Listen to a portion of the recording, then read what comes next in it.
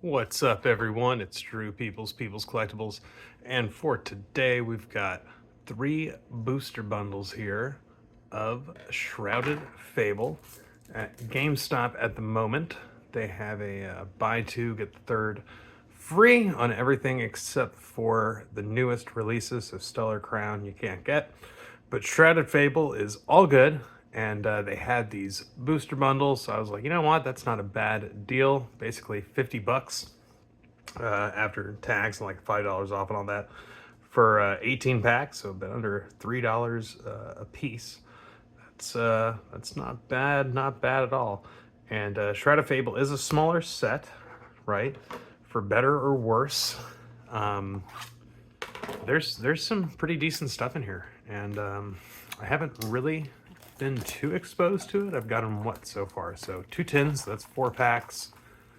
2 of the Greninjas and a Kingdra, so that's 18 plus 4, 22 packs, and then the King Gambit.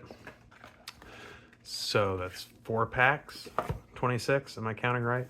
I don't think I got any booster bundles yet. So we'll see. All right, going one box at a time. Take your bets now for which one has the best. Can we at least get a hit out of 18 packs? That's the hope. That's the dream. And remember, if you're trying to guarantee getting a hit, buying a full booster box is really the way to go. All right, we're starting off with an ace spec at the very least. What do we got? Is there any ace spec I give a fuck about? And the answer is no. No, sir. There is not. There is not an ace spec that comes to mind that I give a doo-doo about. Pokevital A. I think I already have that one too. I think there's only 3 in Shrouded Fable. There's that, the emergent zone or neutralization zone, and the gun thing. I think it's just those 3 actually, because it's a shorter set. I think it's been 6 in the other ones: Temporal Forces, Twilight Masquerade, and now Stellar Crown as well. Not 100% sure, but yeah, they're really not that. If there's only 3, especially, it's 1 in 20, right? So even if there was one in this set that people were going after, it wouldn't amount to very much because, yeah, there's only 3 and it's like 1 in 20. So you're guaranteed one in every single box. And you can only play 1 ace spec, so, you know, if it's not one that's worthy of being in a deck against all the others, it just, yeah, it kind of hurts the value of these sets, you know, because they decreased the odds of getting the special illustration rare, not the regular ones, I believe. Only the special illustration rares, but they decreased those odds by like 1 in 50, I think, or something like that, as opposed to like 1 in 32, 1 in 36.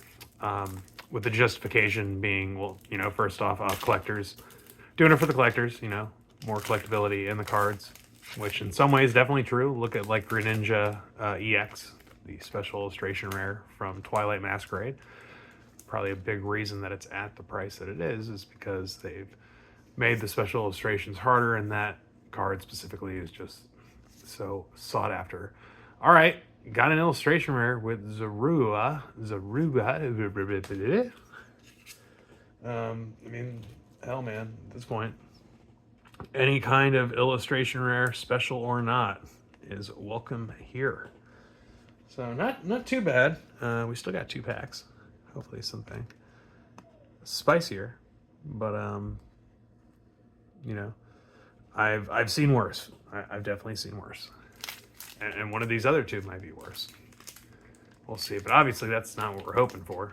We're hoping for some goodish, but at the end of the day, it's just for the love of cracking packs and talking about nerd shit. Never lose focus on what's really important. Dusclops. All right, well, we lost focus because that's one of the better illustration rares. I think out of the Duskull family, he's at the bottom of the list there from a financial standpoint, but cool. Back-to-back illustration rares. Clutch. All right. The only disappointing thing being that if this is the case, it might not, you know, from here it's going to be downhill with the next two boxes. But let's not be pessimists. Let's be optimistic here and continue to push forward. And Excelsior and such. All right. Last pack of Booster Bundle 1. What do we got? We're going right to it. Foil energy. That's what we get. Haven't gotten the hyper rare energies yet. Looking out for those. Those are actually worth a little some, if I'm not mistaken. But I have often been mistaken in my life. So please, please, please do not take my word for anything. It is not worth a shit.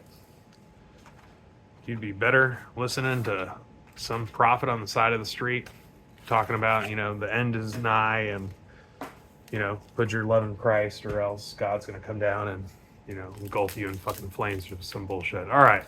Box 2, 6 packs. We're getting into cracking.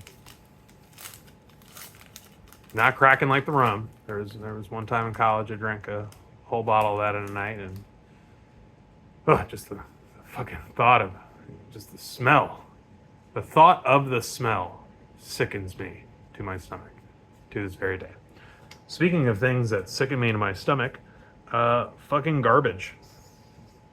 All right, it was only one pack. That's it's a bit mean. Like I said, I'm coming in with too much of a pessimistic mindset that, you know, I saved on, you know, 3 bundles, whereas only 1 bundle is really going to be worth giving a damn in the first place. So we'll see. Let's be optimistic, though. Let's be optimistic. All right, we at least got an EX. Sadly, it's not whatever his name is, Bird Boy, because he is halfway decent. I had pulled one around when the set first dropped. He was like at like $15, and refused to sell him because I needed a copy for my Charizard deck, and he's obviously tanked a good deal since. I think he's still in like the $10-ish range or so, but should have sold when I had the chance, but I was like, oh, I'm gonna need a copy. And then I am actually playing in a tournament this weekend with my Charizard deck, so that's gonna be fun. Wish I would have played it when it was actually tier 1 months and months ago when I first started putting it together, but alas, it is better late than never, and I'm finally doing the proper Pokemon tournament thing for the fun, for the lols. Gotta enjoy yourselves. It's a beautiful world. All right, what do we got? Persian. All right, Penetrant EX for the double rare. I got a hyper rare of him, which really disappointing because I slightly damaged it somehow. I was about to list it. And this is the second, and that's the second hyper rare that I've done it to too. Just like a little ding on the side, right?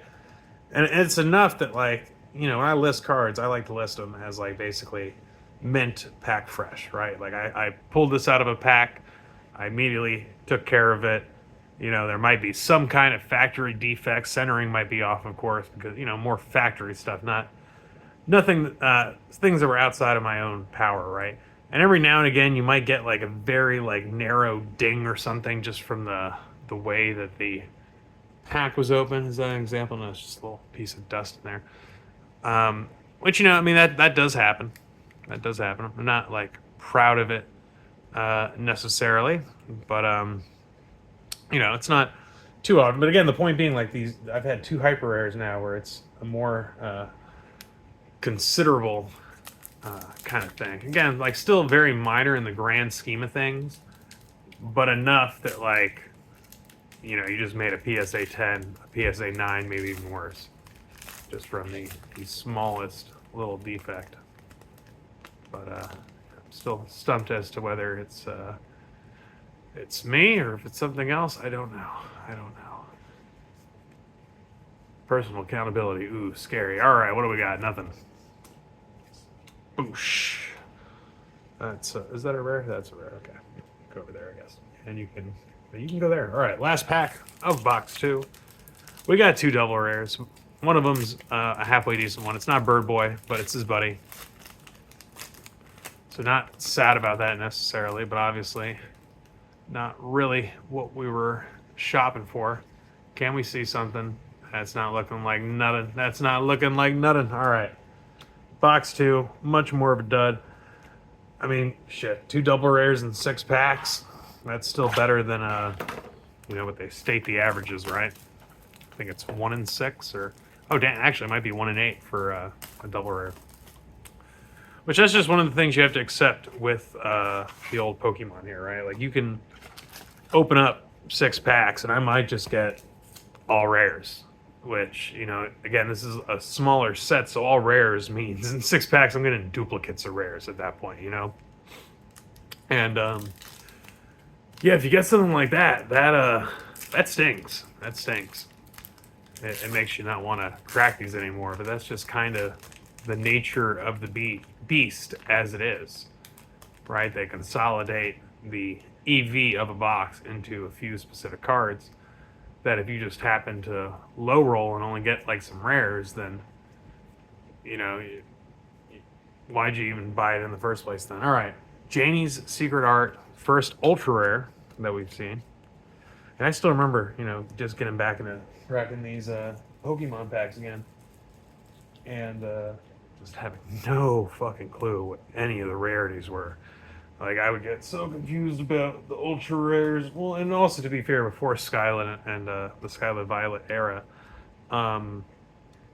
they were not very clear between their, what we would call ultra rares now and illustration rares or full arts, right? Because they had ultra rares that looked like this, but then there were the full arts that were also listed as ultra rares, but they were distinct from the ultra rares.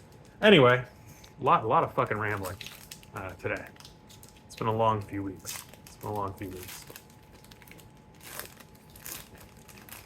So just rambling the time away. So this is like my therapy session. Too cheap to go to therapy, so I just film myself opening cards up and post it on YouTube. And, slap a label, a therapy label on it. Jesus Christ, words. Yeah, it's a therapy. This is my therapy. There you go. There's some poetry for you. All right. Still hoping for a special illustration rare. I've yet to get one since they've changed the rates. All right, wait, okay, for a second I was like, it looks like bent. Did I get something? Then I immediately fucked it up. Let's see.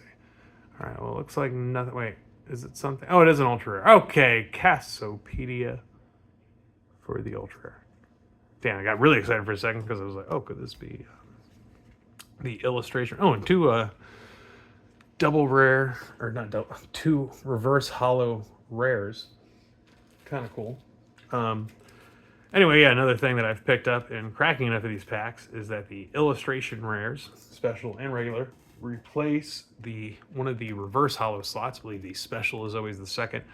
The regular is always the first. And so thus, if in the rare slot you see a full art card, it's not an illustration rare, it's got to be an ultra rare, because that rare slot is just for rares, double rares, and ultra rares. The more you know. The more you know.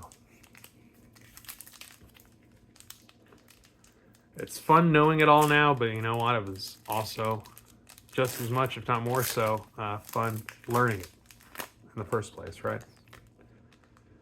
There's kind of mystique around it. That is thus, or no, not thus, but since, there's a better word for what I'm trying to say, that has since been dispelled. Okay, and bukkake all over my face. All right. We got 2 packs. We got 2 ultra rares, 6 packs.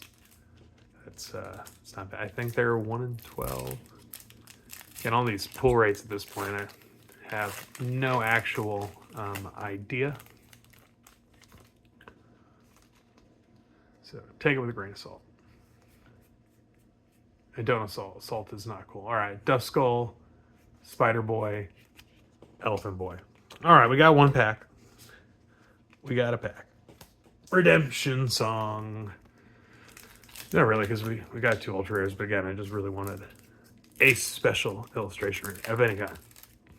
Oh, wait a second. Let's start. I pulled one in the first thing, Temporal Forces box, I got what's the name? Iron Boulder, Iron Shoulders. No, it's Iron Boulder. Yeah, the special illustration rare. Totally forgot about that. So yeah, actually the first thing of a set that I purchased for them changing the pull rates. My God, I really am just fucking ranting on about a bunch of bullshit today. Speaking of bullshit, oh okay, oh Kingdra EX. All right, for a second I thought it was one of the more coveted EXs. Kingdra, honestly, not too exciting, just because you have the cooler art version that's in those widely available boxes. And then on top of that, I already pulled one of those double rares. So yeah, it's not super exciting, but not bad overall. Honestly, the Dusclops, definitely MVP. As soon as I saw him, I'm like, all right, well, that's definitely the best that we're probably going to be seeing tonight. And I mean, honestly, kind of more coveted at this point. Well, I think Duskull's obviously still the top, but compared to Dusk Noir, however the hell you want to pronounce his name, at least the most recent Charizard deck that I net decked only had a copy of Duskull and Dusclops. Dust Noir is not even in there anymore. And honestly, it makes more sense because it's like, oh, but he only does 5 damage counters. The other guy does 13. But you have to use a rare candy. And if you don't, then you're waiting an extra turn. And then if you're waiting an extra turn, part of what's, so good about it is you're immediately, giving your opponent a prize and making your EX stronger and putting some counters on the guy. And, right there, that's a extra 80 points of damage, if you think about it, right? Because you're putting 50 damage counters on a guy, and then you're doing an extra 30 because your opponent took another prize card. So just 80 damage out of nowhere real quick. And then there's Defiance Band in the deck as well. So if your opponent's up, that's another 30 points. So, you can get up to 110 damage out of nowhere. And 290 is a pretty decent spot. I'm trying to, is Giratina? No, not Giratina. What's his name? Reggie Drago. I want to say Reggie Drago V-Star is like 280 as his Lugia V-Star. Maybe 290 on the Reggie Drago. But if that's the case, 290 can, take care of that with a Charizard EX, with a Dusclops and a Defiance Band. So yeah, keep that in mind. All right. Thanks for joining me. It's Drew Peoples Collectibles. I'll catch you all in the next one. Peace.